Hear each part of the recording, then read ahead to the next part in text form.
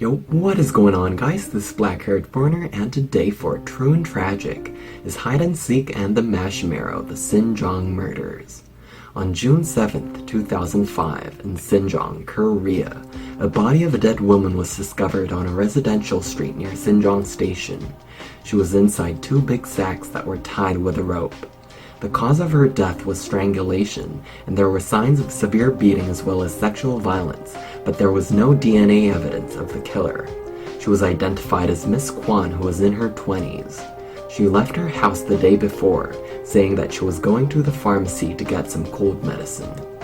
5 months later, on November 20th, 2005, another body of a woman was discovered in a residential area near Sinjeong Station. She was wrapped in several mats and plastic bags. Ropes were used to tie them up. The cause of her death was strangulation, but she had no signs of sexual attack.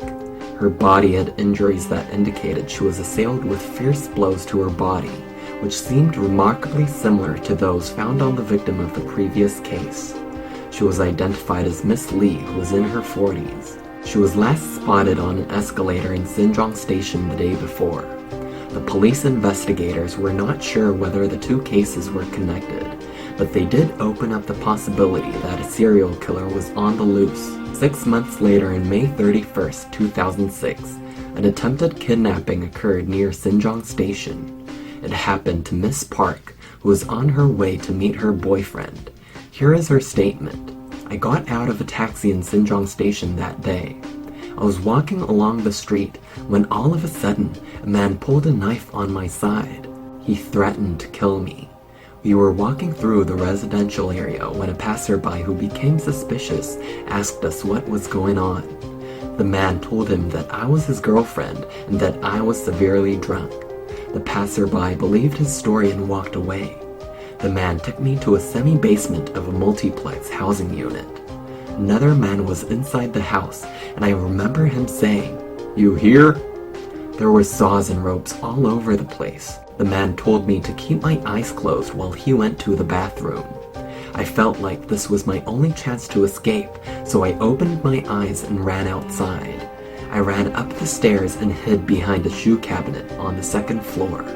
I heard the two men rushing out of the house and saying, 'You are so dead.' I was so scared, but I kept silent. Then something caught my eyes. It was a Mashimaro sticker on the shoe cabinet.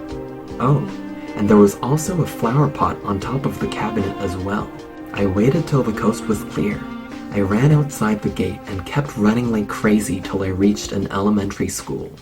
That was when I finally felt safe. Unfortunately, she did not remember the location of the house.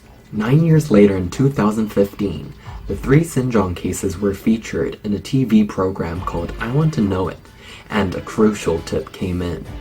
It was a house owner who believed that the house described in the program was hers. Here's what she said. "Back then, we had a shoe cabinet on the second floor. One day my child brought a flower pot home, so I put it on top of the cabinet to make it dry.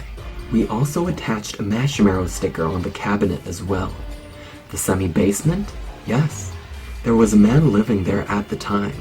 He lived with another man for some time as well. I heard he was working in Guru or something. 4 years passed since this tip was reported, but the cases still remain cold to this day. True and tragic. See you in the next video."